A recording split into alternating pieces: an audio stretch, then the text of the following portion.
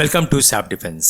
आज हम बात करेंगे सेकंड पॉजिटिव इंडिजिनाइजेशन लिस्ट के बारे में, जिसमें 108 डिफेंस के आइटम्स हैं और इनके इंपोर्ट्स अब बैन हो जाएंगे फ्रॉम दिसंबर 2021 से लेकर 2025 के बीच में। यानी ये सारे 108 आइटम्स जो हैं डिफेंस के, उनका इंपोर्ट अब बंद हो जाएगा और अब ये सारे के सारे आइटम्स भारत में ही बनेंगे।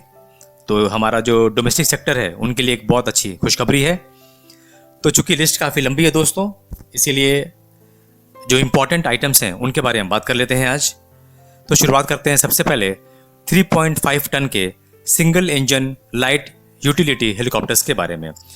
तो चूंकि इन्हें ऑलरेडी हिंदुस्तान एरोनॉटिक्स ने डेवलप कर रखा है, तो इस कैटेगरी के अब हेलीकॉप्टर्स भारत में ही बनाए जाएंगे।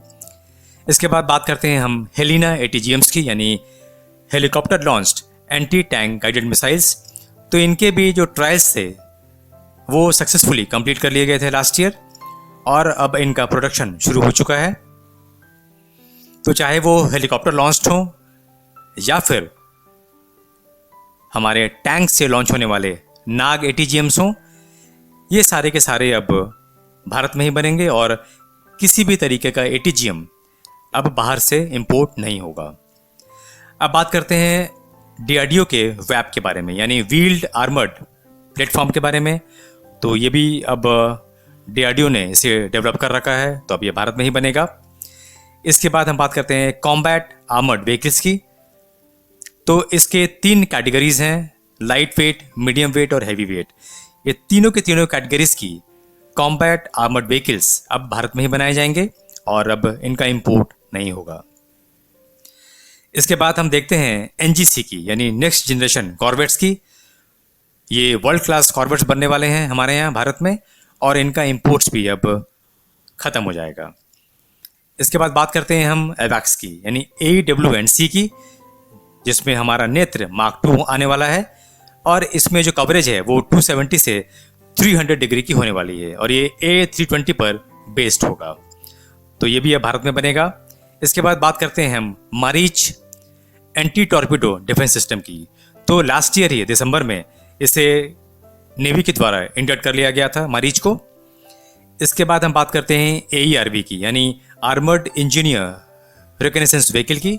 तो ये भी अब भारत में बनेगा, जिसमें laser, range finder and GPS भी है। इसके बाद हमारा AAD यानी आर्मर्ड एम्फीबियस डोजर, ये भी भारत में बनेगा।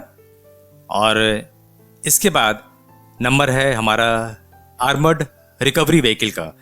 तो ये तीनों के तीनों जो व्हीकल्स हैं ये BMP पर बेस्ड होंगे और ये सारे के सारे अब भारत में ही बनेंगे।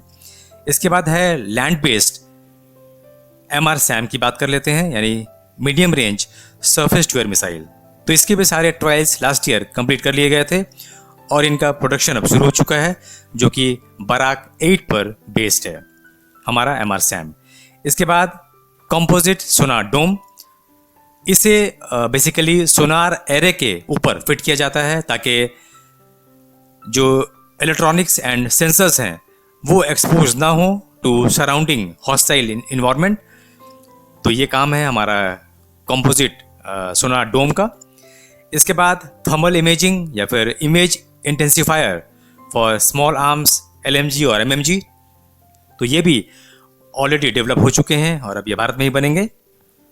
इसके बाद हमारा रॉकेट सिस्टम, जिसे हम पिनाका के नाम से जानते हैं। तो पिनाका रॉकेट सिस्टम, चाहे वो पिनाका मार्क 1 था, फिर ये मार्क 2 और अब गाइडेड पिनाका, ये सारे के सारे अब भारत में ही बनेंगे और किसी भी तरीके का रॉकेट सिस्टम इंपोर्ट नहीं किया जाएगा। इसके बाद हमारा स्वाति वेपन लोकेटिंग रेडार, तो ये भी अब भारत में ही बनेगा और इसमें तो सबसे अच्छी बात है कि हमारे पास इसके एक्सपोर्ट के ऑर्डर्स भी हैं और वो डिलीवर भी होने शुरू हो चुके हैं, एक्सपोर्ट के ऑर्डर्स। तो इसके इंपोर्ट की कोई गुंजाइश ही नहीं है, कोई सवाल ही पैदा नहीं होता। और स्वाति वेपन लोकेटिंग रेडार एक वर्ल्ड क्लास रेडार सिस्टम है हमारा।